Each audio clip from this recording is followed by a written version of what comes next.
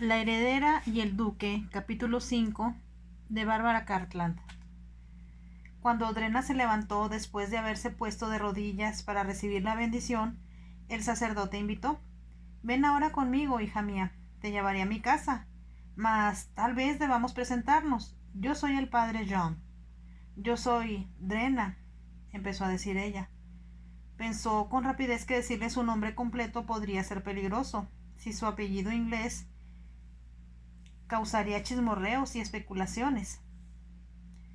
Después de una pequeña pausa dijo: «Soy en realidad una parienta lejana y poco importante del duque de Saint-Leu». El sacerdote no pareció sorprendido, simplemente observó: «Entonces, en realidad, ha venido usted a casa». Drena lo miró asombrada. «¿A casa?», preguntó. «No comprendo». «Este es el pueblo de Fèvre, y si usted es miembro de la familia, debe saber que la vieja duquesa de Saint-Leu tenía un château aquí». «No, yo no lo sabía», contestó Drena, preguntándose si no habría cometido un lamentable error.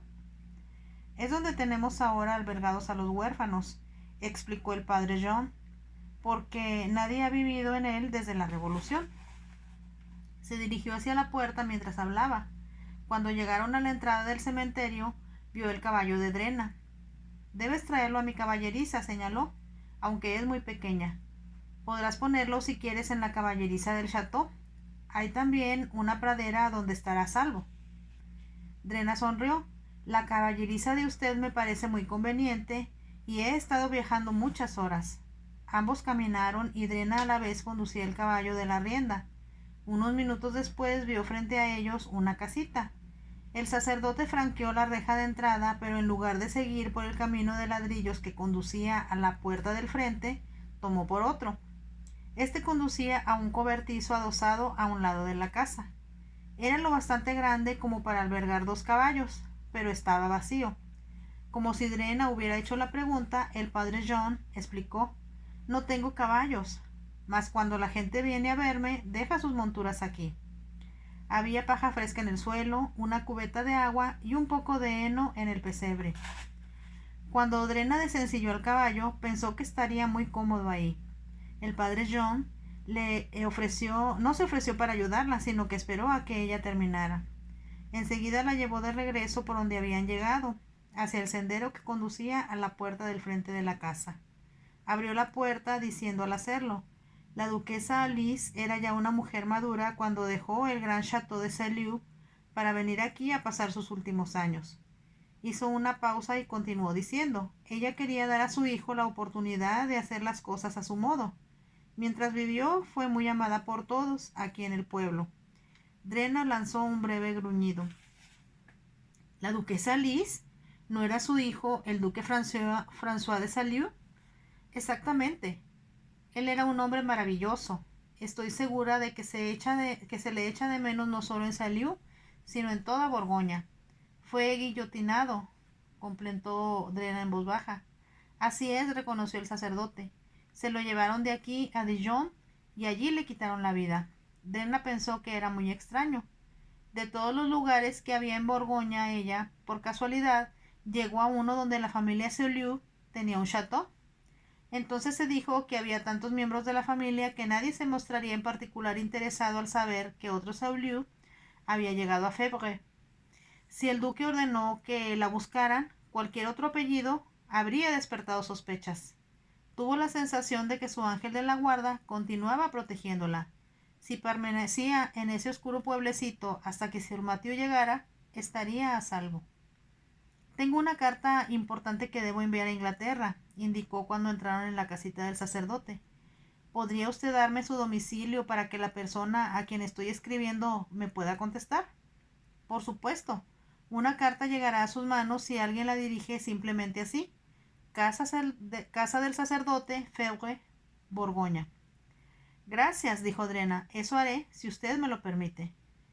La casa original del sacerdote, explicó el padre John, fue quemada por los revolucionarios. Fue una suerte que no destruyeran también la iglesia. En realidad, estaban tan enardecidos por haber encontrado al duque mismo en el château que hicieron poco daño a lo demás. «No soporto pensar en todas las cosas bellas que fueron destruidas», confesó Drena. Todos sentimos eso respecto a las cosas que son sagradas o queridas para nosotros, dijo el sacerdote. Enseguida empezó a gritar: «Señora Moet, ya he vuelto». «¡Qué bueno!», contestó una voz desde el fondo de la casa. «Su comida está lista». «Tenemos una invitada», añadió el padre John. No hubo respuesta, pero a Drena le pareció, aunque tal vez solo fuera producto de su imaginación, que la mujer con la cual el sacerdote estaba hablando lanzaba un gemido. El sacerdote abrió la puerta de un pequeño y acogedor comedor. Había una mesa para 4 personas con igual número de sillas.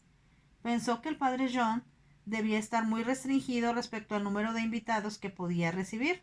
La mesa ya estaba puesta. El sacerdote señaló hacia una silla contigua a la de él, a la que él evidentemente iba a ocupar. La señora Moet cuidará de ti, señaló. Es muy buena cocinera, mas como yo, empieza a envejecer, y aún esta casita tan pequeña resulta pesada para ella. Entonces, desde luego, yo le ayudaré mientras estoy aquí, ofreció Drena. ¿Quiere que vaya a la cocina ahora y sirva la comida? Quizás sea mejor esperar a que te haya presentado con ella, sugirió el sacerdote. En ese momento se abrió la puerta. Una mujer de edad, con cabellos grises y el rostro delgado, con expresión de angustia, entró con una bandeja en la mano. ¿Otro invitado, padre?, preguntó en tono de reproche. Usted no me advirtió. Yo mismo ignoraba que un miembro de la familia Seliu nos honraría con su presencia. La anciana puso la bandeja en la mesa. ¿Un Seliu?, exclamó. Hay tantos de ellos en esta parte del mundo que ya he perdido la cuenta. Drena rió. Solo puedo pedirle disculpas, señora, por haber llegado de forma repentina e inesperada. Como el padre John le dirá, he acudido a él en busca de ayuda. ¿Es que hace él otra cosa?, preguntó la señora Moet. Drena vio que había traído una bandeja, un plato, cuchillos y tenedores que puso frente a ella. Supongo que tiene usted apetito. Por fortuna esta noche tengo un conejo gordo para la comida del padre. Creo que será delicioso, comentó Drena. Y lo fue, en efecto. Después hubo un plato de natillas elaboradas al estilo que Drena recordaba haberlas comido de niña. Pensó que tal vez, debido a que el sacerdote era tan pobre, la señora Moet lo llenaba de alimentos abundantes en féculas.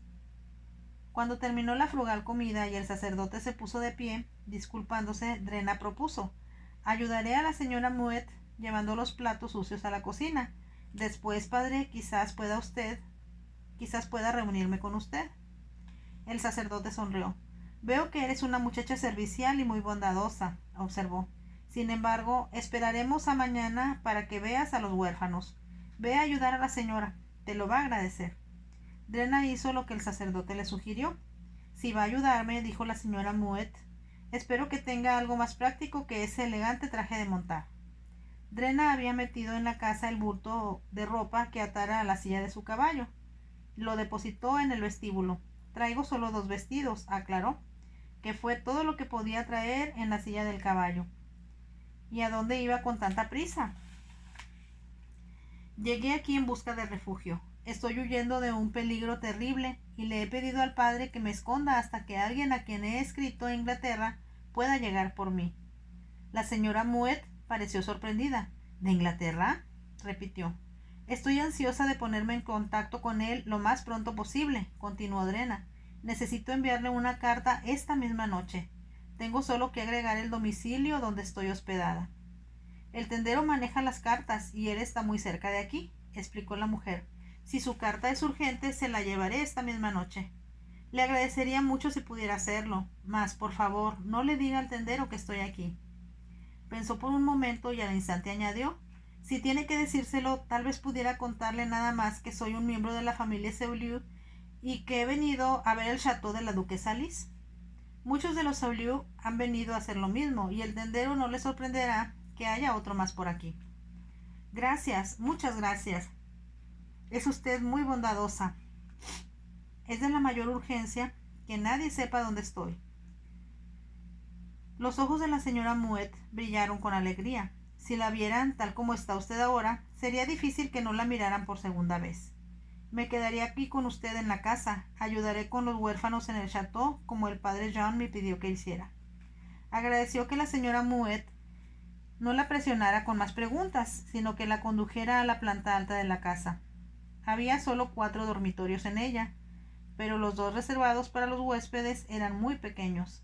En la habitación de Drena había una cama. No dijo nada, pero debió haber expresado sorpresa con el rostro, porque la señora Mouet aclaró.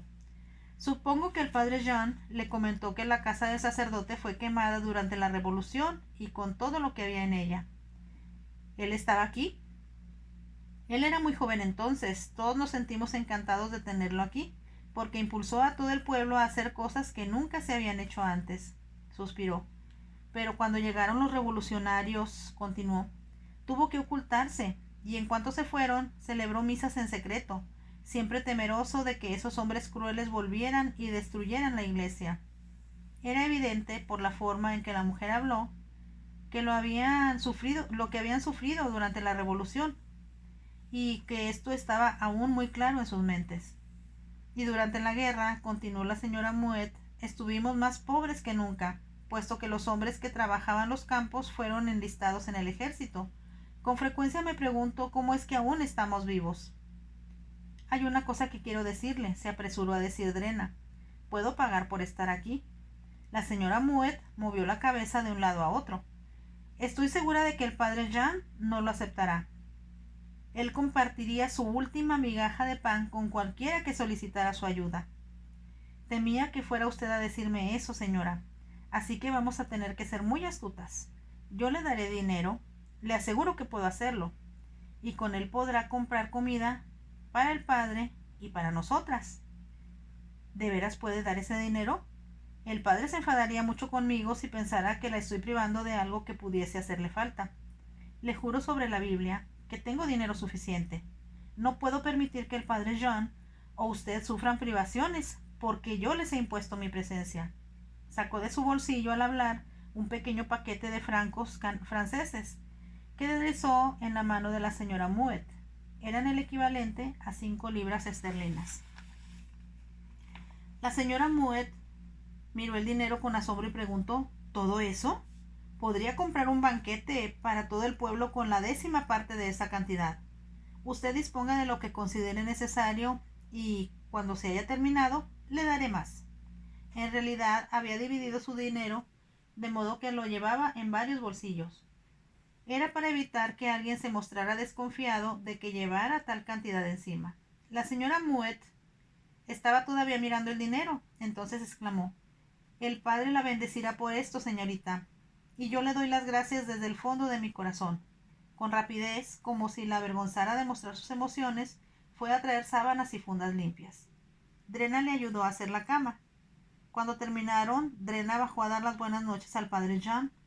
Lo encontró sentado ante un escritorio en lo que ella supuso que debía ser su estudio. Estaba tan pobremente amueblado como el resto de la casa, con un sofá desvencijado que necesitaba con desesperación volver a ser tapizado, 2 viejos pero cómodos sillones, y había solo un pequeño tapete en el suelo y las cortinas apenas se alcanzaban a cubrir las ventanas. Cuando el padre Jean le sonrió, tuvo la impresión de que estaba a salvo. Me voy a acostar ahora, padre, indicó ella, porque ha sido un día largo y estoy cansada. Pero antes quiero agradecerle, más de lo que puede expresarse con palabras, su bondad para conmigo. Sé que debió ser Dios mismo quien me guió a Fèvre. Vio que el sacerdote se sentía satisfecho con lo que ella había dicho. Ve a acostarte, hija mía, repuso, y que Dios te acompañe. Nunca necesitamos tener miedo mientras recurramos a la protección de Él. Cuando Drena subió a su habitación, él le vio una ferviente oración de gracias antes de meterse en la cama. ¿Cómo pude ser tan afortunada?, se preguntó, como para haber encontrado a alguien como el padre Jean. Él la aceptó sin muchas explicaciones del por qué estaba allí, ni la interrogó sobre lo que había estado haciendo antes de llegar a este lugar. Sabía que la señora Mouet enviaría por correo la carta que cuidó de dejar sobre la mesa de la cocina. Solo podía orar pidiendo que Sir Matthew llegara tan pronto como le fuera posible. Mientras tanto, sabía que el perverso duque no le haría nada a su abuela, hasta que ella hubiera vuelto y se hubiera casado con él.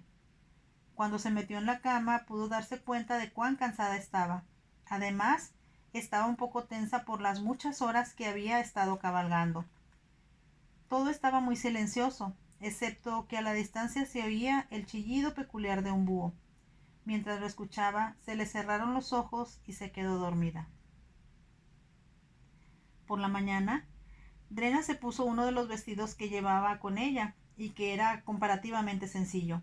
Al mismo tiempo, resultaba demasiado elegante para ser usada en un pueblo tan pequeño como ese. No había, sin embargo, nada que ella pudiera hacer al respecto. Como si la señora Mouet comprendiera su predicamento, le dijo cuando bajó a la cocina: «Si va a ayudarme con el desayuno, hay un delantal colgado junto a la puerta, que puede ponerse sobre ese bonito vestido». Era un amplio delantal. Una vez que se lo puso, Drena comprendió que su aspecto era más práctico y más casero con él. El padre Jean se había ido ya a la capilla para decir las oraciones matutinas. Cuando volvió, Drena y la señora Mouet habían preparado ya el desayuno. Había 2 huevos y tocino para ambos. Drena tenía idea de que, gracias al dinero que proporcionó a la señora Mouet, ésta se esmeraría por alimentar mejor al sacerdote. Había también unos croissants de una exquisitez que solo los franceses podían lograr. Junto a ellos había puesto un gran trozo de mantequilla y un panal de miel. «¿De dónde sacaron tantas cosas deliciosas?», preguntó el padre Jean cuando se sentó a desayunar. «No haga preguntas y no le diré mentiras», advirtió la señora Mouet. «Tenemos una invitada y muy bonita además, y no podemos permitir que se muera de hambre». El sacerdote se echó a reír, pero no hizo más comentarios y se limitó a disfrutar de su desayuno. Cuando terminó, anunció: «Y ahora, hija, te llevaré al orfanato. Como tengo algunas personas a quienes ver en el pueblo, puedes volver aquí a ayudar a la señora Mouet». «Me encantará hacerlo», contestó Drena. No tenía nada que ponerse en la cabeza excepto su sombrero de montar, que se vería por elegante muy fuera de lugar. Por lo tanto, se puso una pañoleta de seda que había traído con ella en la cabeza y no se quitó el delantal. El sacerdote no dijo nada. Sin embargo, Drena tuvo la sospecha de que sus ojos brillaban alegremente al mirarla. Caminaron más allá de la iglesia y entraron en el jardín del château. Había espesos arbustos y poco más adelante un jardín de piedras. Llegaron a lo que debió haber sido un césped. Debido a que no había sido cuidado, ahora parecía un campo de heno, aunque algunas flores asomaban por entre la maleza. Había enredaderas que crecían silvestres alrededor de los árboles y por encima de los arbustos. Una dorada madreselva y varios arbustos estaban en floración. Todo se veía abandonado, sin embargo, al mismo tiempo tenía un aire encantador. Frente a ellos, Drena pudo ver el château que pertenecía a la duquesa Alice. Era muy atractivo, con torrecillas a cada lado y un pórtico encima de la puerta de enfrente. Cuando se acercaron más, Drena pudo ver que faltaban tejas del techo y muchas de las ventanas estaban rotas. «¿Dice usted que nadie ha vivido aquí desde que lo hizo la duquesa Alice?», preguntó. Estaba pensando al decir eso en lo hermosa que se veía la duquesa en la miniatura grande que se encontraba en la pared de su cuarto. «Supongo que la familia se ha olvidado de ese château», contestó el padre. «Desde luego, el actual duque no está interesado en Borgoña ni en su enorme finca, y pasa todo su tiempo en París». «¿Cómo sabe usted eso?», preguntó Drena con curiosidad. «Las noticias vuelan con el viento. La gente habla, sin importar dónde viva o quién debía protegerla y cuidarla». Drena sabía muy bien que el duque no estaba interesado en sus propiedades. Se preguntó qué opinaría el padre John si ella le dijera que el duque tenía intenciones de matarla. Se dijo, sin embargo, que eso debía mantenerse en secreto hasta que llegara Sir Matthew. Igual que en la casa del sacerdote, el château estaba amueblado con mucha modestia, pero los retratos de la familia todavía colgaban en los muros y eran muy hermosos. Algunos de los techos estaban pintados y las chimeneas estaban muy bien esculpidas. «Esa casa debió haber sido muy impresionante cuando vivía la duquesa Alice», comentó Drena. «Lo era en verdad», reconoció el padre Jean. «Pero a través de los años, debido a que la casa nunca volvió a ser ocupada, todo lo que quedaba en ella fue robado». Suspiró y entonces continuó: He aprendido a cerrar los ojos cuando veo alfombras y cortinas en algunas casitas del pueblo, pues estoy seguro que provienen de aquí. ¿Y cuándo llegaron los huérfanos?, preguntó Drena. Hace apenas 2 años, cuando yo no tenía idea de qué hacer con ellos. Hay tantos niños en Francia cuyos padres murieron en la guerra y cuyas madres murieron por exceso de trabajo o en algunos casos los abandonaron porque no soportaban ver a sus hijos morir de hambre, sin un hombre que las ayudara a sostenerlos. El sacerdote habló en tono práctico. Era como si no las condenara, sino que comprendiera el por qué habían actuado así. Cuando cruzaron el vestíbulo escucharon el sonido de voces infantiles. El sacerdote abrió la puerta que daba acceso a lo que tal vez fue el salón, con vista al jardín que había detrás del chateau. Ahora estaba prácticamente vacío, con excepción de unas cuantas sillas toscas. Los huérfanos estaban jugando entre sí. Algunos de ellos iban bien vestidos, pero la mayoría usaban ropa que eran poco más que harapos. Cuando vieron al sacerdote se levantaron de un salto y corrieron hacia él. Padre Jean, mire lo que hice. Mire lo que me hice ese travieso de Jacques. Todos hablaban al mismo tiempo. Mire esto, mire aquello, escuche, padre. El sacerdote se movió entre los niños dando palmadas a unos en la cabeza y a otros en los hombros. Les sonreía como si los amara a todos, buenos y malos. He traído a esta señorita para verlos. Ella tiene muchos cuentos que contarles y yo sé que les gustarán. Miró a Drena al hablar con una sonrisa, como si la estuviera desafiando con deliberación. Estupendo, cuéntenos un cuento. Haré lo posible, ofreció ella. Espero que no se sientan desilusionados. La mayor parte de los chicos no sabe leer, señaló el sacerdote en voz baja. Drena entonces entendió por qué había dicho que ella les contaría cuentos. Al mirar a su alrededor, advirtió que no había anaqueles y supuso, por lo tanto, que no había libros. No pudo evitar el pensar en la enorme biblioteca que había en el Château de Saulieu. Era evidente que el duque no le importaba que los niños de Borgoña necesitaran educación, maestros, libros y otras cosas que solo él podía proporcionar. Aun si hubiera tenido dinero, Drena sabía que lo despilfarraría en París y no en niños pobres como estos. Estaba hablando con todos y preguntando su nombre, cuando la mujer que estaba a cargo de ellos entró. Tenía más de 50 años y parecía ansiosa y preocupada. «Qué gusto verlo, padre», saludó cuando llegó a él. «Por cierto, otro techo cayó anoche y no hay nada que yo pueda hacer. He traído a alguien que vendrá para ayudarla. Cuando no esté ayudándome a mí», sugirió el padre Jean. «Le presento a la señorita Drena, que llegó a hospedarse conmigo inesperadamente anoche». La mujer que fue presentada a Drena como la señorita Alesia estrechó la mano de Drena con cierta indiferencia. Al mismo tiempo era obvio que recibía de buen grado cualquier ayuda, por pequeña que ésta fuera.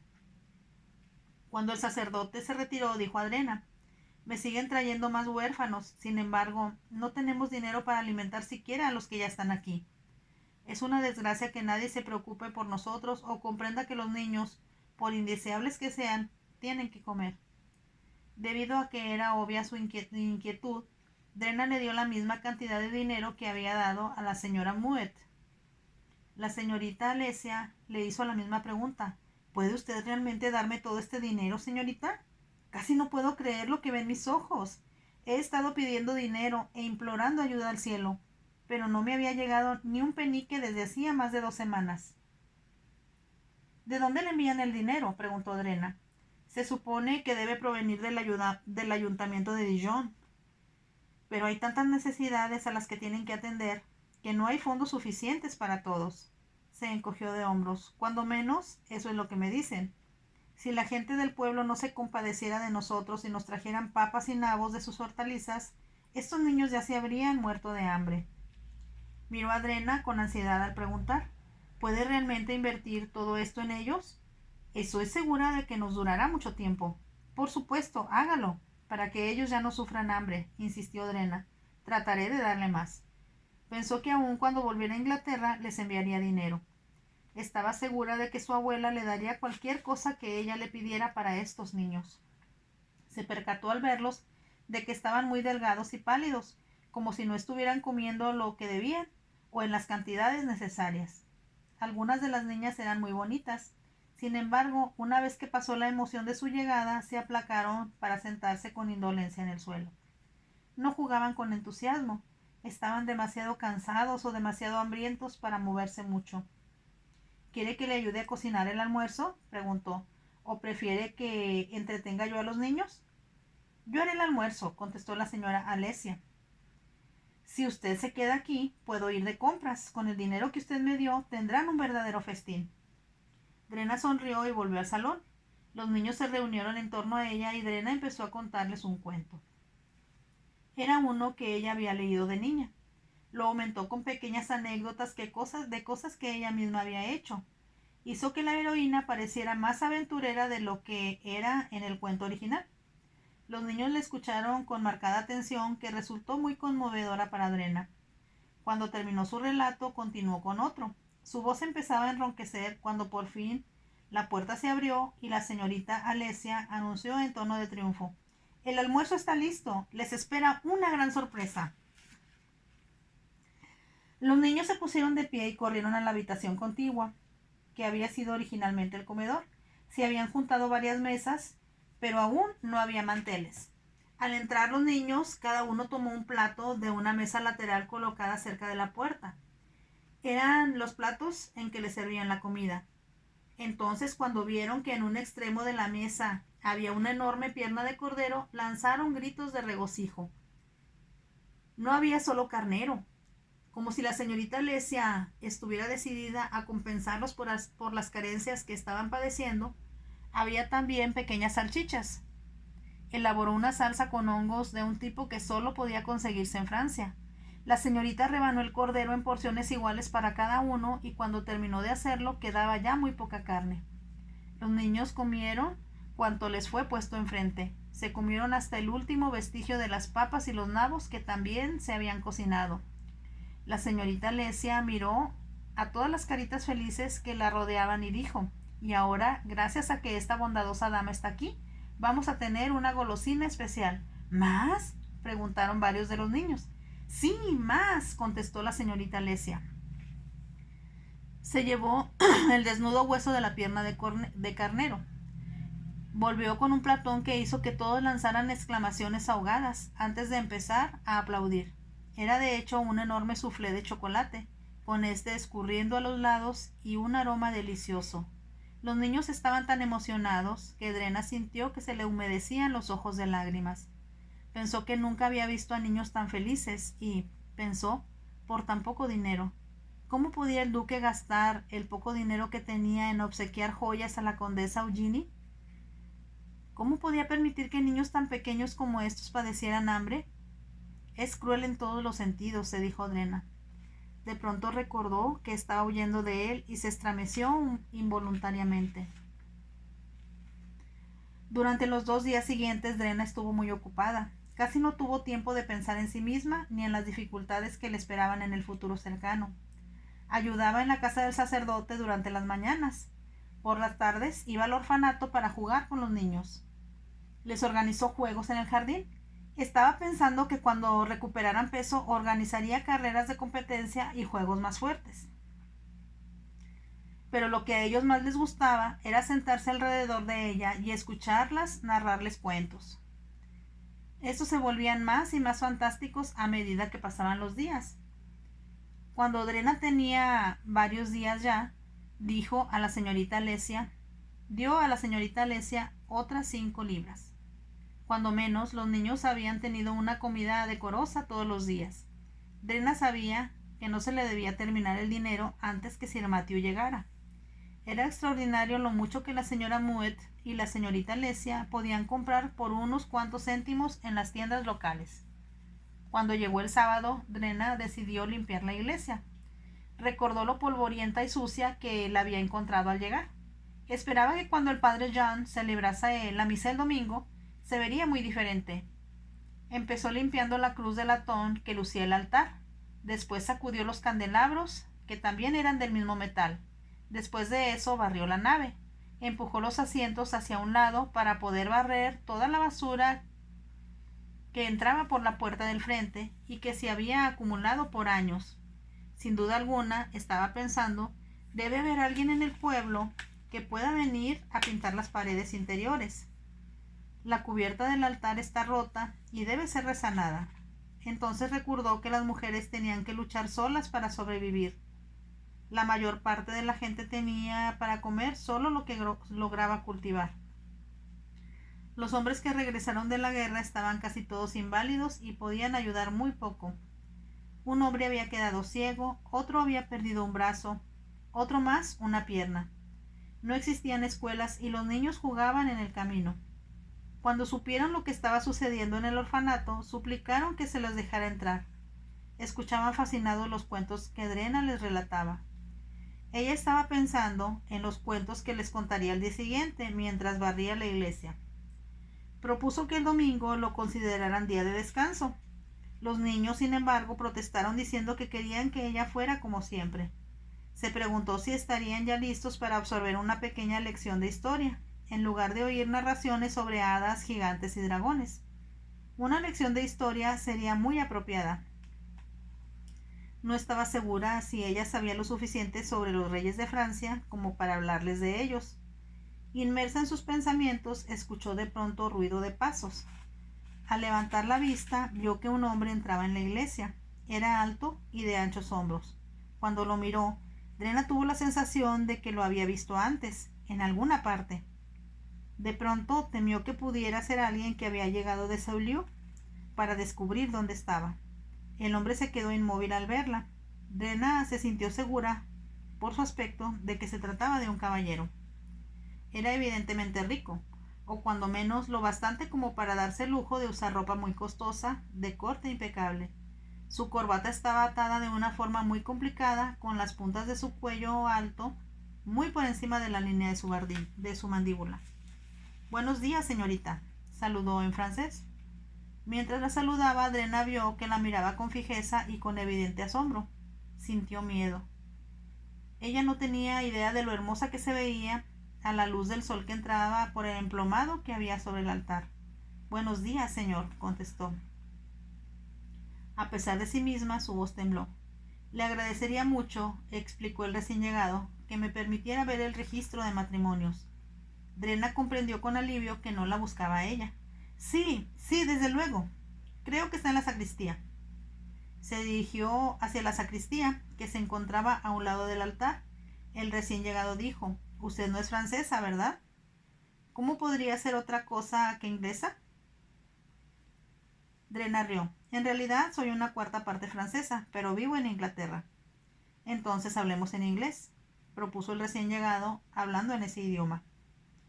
Debido a que hablaba ese idioma a la perfección, Drena señaló: «Ahora estoy segura de que usted también es inglés». «Digamos que soy mitad y mitad», contestó él. «Y ahora cuénteme qué hace usted aquí». «Estoy barriendo el suelo», contestó Drena. «Ya lo veo, pero no esperaba encontrar a una muchacha tan bella, tan rubia y tan evidentemente inglesa aquí en esta pequeña capilla perdida en el confín del mundo». «Eso no es muy justo para Febvre», contestó Drena, «y usted debe darse cuenta que Borgoña es la provincia más importante de toda Francia». «Lo sé, y ahora supongo que deberíamos presentarnos. ¿Me puede decir su nombre?» «Me llamo Drena», contestó ella, «y ese, le aseguro, es un nombre muy inglés». «Y yo soy Francis, que también es inglés», contestó el recién llegado, «y me doy cuenta, señorita Drena, de que usted me está reprochando indirectamente el ser tan indiscreto». Drena rió de nuevo. «Como pocos forasteros vienen a Febvre, va usted a encontrar que la gente también se mostrará muy curiosa respecto a usted. Y yo tengo la curiosidad de ver el registro de matrimonios». «Por supuesto», contestó Drena con rapidez, sintiendo que se había mostrado innecesariamente parlanchina. «Si viene usted por aquí, señor, le mostraré en dónde está». Caminó hacia un lado del altar, donde se hallaba la puerta que conducía a la sacristía. Era una sacristía muy pequeña. Los sobrepellices del padre Joan colgaban de una percha de madera. Aparecía una mesa sobre la cual había una pila de registros de nacimiento, matrimonios y muertes.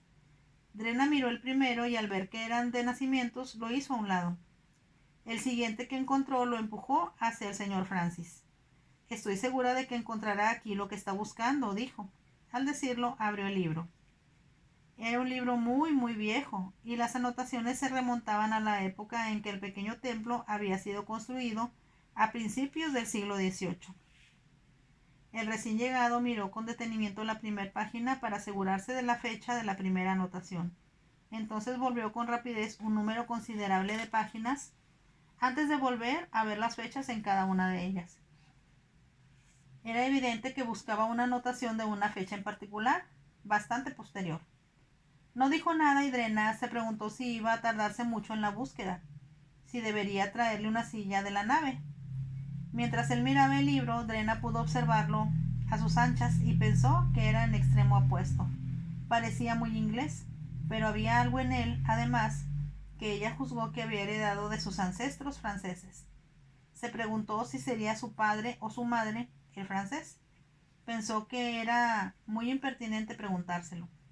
El caballero dio vuelta a otra página y de repente lanzó una exclamación. ¿Qué pasa?, preguntó. Falta una página, afirmó él. Ella dio vuelta a la mesa para mirar el registro. ¿Cómo lo sabe?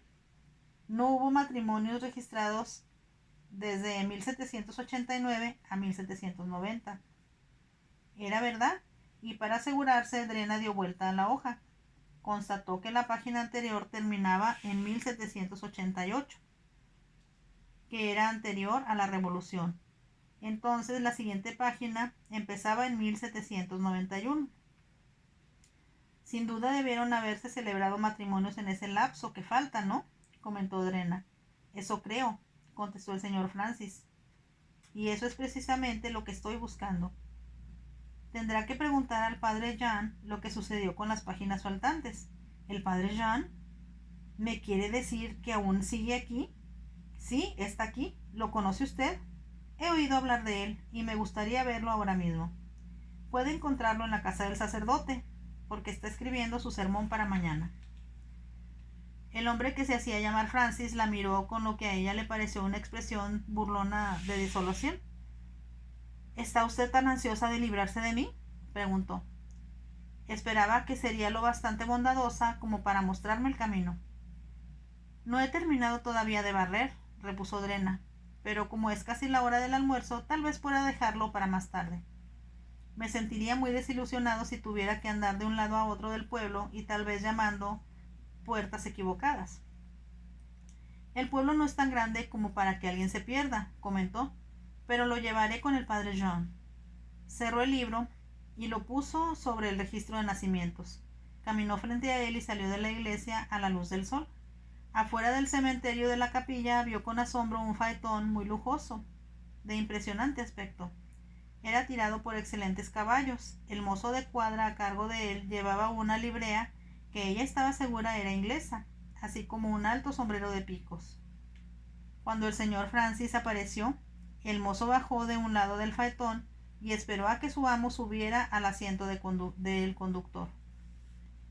Está muy cerca de aquí, explicó Drena. Podríamos ir caminando. Pero debo traer mi faetón conmigo, comentó el señor Francis. Al decir eso, ayudó a Drena a subir al asiento junto a él, así que ella no pudo discutir más. Él tomó las riendas y el mozo saltó al asiento posterior. Drena lo dirigió y cuando se acercaron a la pequeña casa del sacerdote, ella observó: Estoy segura de que el padre Jean lo invitará a almorzar. ¿Qué hará respecto a su sirviente? Él trae una cesta con comida y, naturalmente, yo traigo una también. Me encantaría aceptar una invitación para comer dentro de la casa del sacerdote y tal vez podría ofrecer paté que traigo como contribución a la mesa. Puedo asegurarle que será muy apreciado, contestó Drena. El señor Francis ordenó a su sirviente, en inglés, que le diera el paté. El hombre lo sacó de una cesta. También le entregó una botella de champaña. No quiero ser una carga para mi anfitrión, hizo saber el señor Francis con una sonrisa. Por supuesto que no lo será, dando una contribución tan generosa como esa a nuestra mesa. Pensó al decirlo que era, de manera evidente, un hombre muy opulento. Tal vez pudiera, antes que se fuera, convencerlo de hacer una aportación para el orfanato. mas por el momento se ocupaba en la tarea de presentarlo al padre John. El recién llegado puso el paté y la botella de champaña junto con su sombrero en la mesa del vestíbulo. Drena se adelantó hacia el estudio. Como esperaba, el padre John estaba escribiendo su sermón. Comprendió que habría muy poca gente en la capilla para escucharlo, pero quienes acudían a ella lo hacían porque amaban al sacerdote. El padre se sentiría muy desilusionado si no los veía ahí. Drena pudo darse cuenta de que había algunas personas demasiado viejas para salir de sus casitas. Otras eran invidentes o sufrían de alguna otra incapacidad física que les impedía recorrer incluso la corta distancia que existía para llegar a la iglesia. Se preguntó, al entrar en el estudio, qué pensaría el padre John del señor Francis. Al escuchar que se abría la puerta, el padre John levantó la mirada. «No es posible que ya sea la hora del almuerzo», exclamó. «Ya casi es hora, padre, pero tiene usted un visitante». El padre John se incorporó y el señor Francis se adelantó hacia él. «Encantado de verlo, padre. Me alegra mucho saber que todavía sigue usted aquí. He oído hablar de usted, pero no pensé que tendría la fortuna de encontrarlo. Aquí estoy, hijo mío, y desde luego le doy la bienvenida a Havre». «Gracias. Lo que deseo preguntarle, padre, antes que sigamos adelante, es qué sucedió con las páginas del registro de matrimonios que cubren los años de 1789 a 1790. Para sorpresa de Drena, vio que el padre John se ponía rígido. En una voz que sonaba muy diferente a la que usaba generalmente, preguntó en tono agudo: «¿Para qué las necesita usted?» «Son muy importantes para mí», contestó el señor Francis. «¿Me disculpa si le pregunto por qué?», preguntó el padre John. Hubo una leve pausa. Entonces el señor Francis habló en voz baja. «Fue en esa época que usted, padre, casó a mis padres, y por eso es que quiero ver la anotación. Es de suma importancia para mí». Fin del capítulo 5 de La heredera y el duque de Bárbara Cartland. Si te gustó mi lectura, déjame un dedito arriba y suscríbete a mi canal para seguir con esta historia. Gracias.